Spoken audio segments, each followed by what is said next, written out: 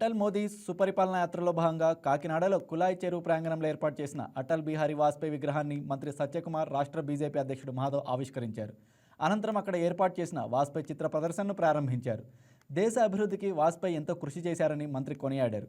వాజ్పేయి ప్రధానిగా ఉన్న హయాంలో ఎన్నో అభివృద్ధి కార్యక్రమాలకు ప్రారంభించారని మాధవ్ చెప్పారు.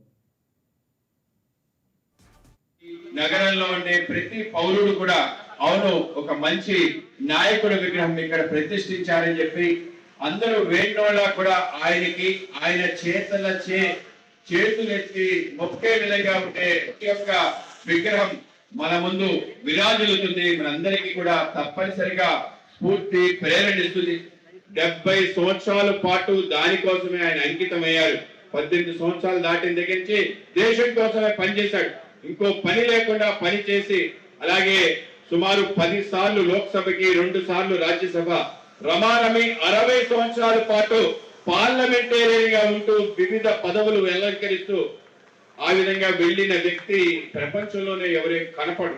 ఆ విధంగా ఆయన స్థాయికి వెళ్ళడానికి ఒక సాధారణ మధ్య తరగతి కుటుంబంలో పుట్టి ఆయన అంచెలంచెలుగా ఆయన కృషి పట్టుదల క్రమశిక్షణ కారణంగా ఆ స్థానానికి రావటం జరిగింది. అటల్ బిహారీ వాజ్పేయి గారి శత జయంతి ఉత్సవాల సందర్భంగా వారి స్మృతికి ఘనమైన నివాళులు అర్పిస్తూ రాష్ట్ర వ్యాప్తంగా బస్సు యాత్ర చేపడుతూ విగ్రహాలను ఆవిష్కరణ చేస్తూ వారి స్ఫూర్తిని ముందుకు తీసుకెళ్తూ కేవలం కేంద్రంలో రాష్ట్రంలో ఎన్డీఏ ప్రభుత్వం చేస్తున్న అభివృద్ధి కార్యక్రమాలని సంక్షేమ కార్యక్రమాలను ప్రజల్లోకి తీసుకెళ్లడమే కాకుండా కూటమి స్ఫూర్తిని కూడా ప్రజల్లోకి తీసుకెళ్లే ప్రయత్నం చేస్తున్న భారతీయ జనతా పార్టీ రాష్ట్ర అధ్యక్షుడు మాధవ్ గారికి నేను ముందుగా అభినందనలు ధన్యవాదాలు తెలియజేస్తున్నాను. సాధారణ స్థాయి నుంచి అసాధారణ స్థాయికి చేరిన అసామాన్య నాయకుడు అటల్ బిహారీ వాజ్పేయి గారు. ఆయన అందరూ అజాత శత్రువు అంటారు.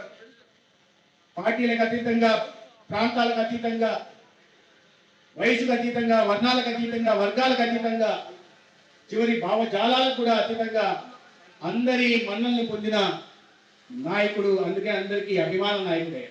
10 సార్లు పార్లమెంట్ మెంబర్గా, 2 సార్లు రాజ్యసభ, మొత్తం 12 సార్లు పార్లమెంటరీగా పనిచేసినప్పటికీ కూడా 3 సంవత్సరాల పాటు కేంద్ర మంత్రిగా పనిచేసినప్పటికీ సుదీర్ఘ కాలం పాటు ఆయన రాజకీయ జీవితంలో 70 సంవత్సరాల కాలంలో దాదాపు 60 సంవత్సరాల పాటు ప్రతిపక్షంలోనే ఉన్నారు.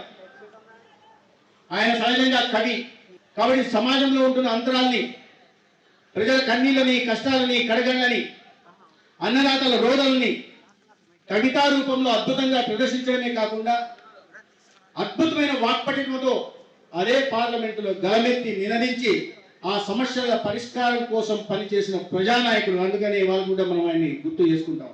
కనెక్టివిటీ రెవల్యూషన్ తీసుకొచ్చారు. Rural road connectivity, highway connectivity, port connectivity, airport connectivity, telecom connectivity, digital connectivity, చివరికి పొలిటికల్ కనెక్టివిటీ కూడా తీసుకొచ్చారు.